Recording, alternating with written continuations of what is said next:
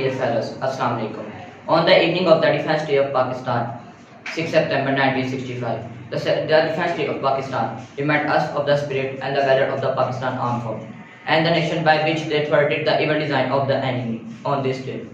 The spirit of September 1965 still alive in our heart, and I can proudly say because of this we have come up successful in many testing times. It makes me happy to state that we have achieved the self-reliance and defense field.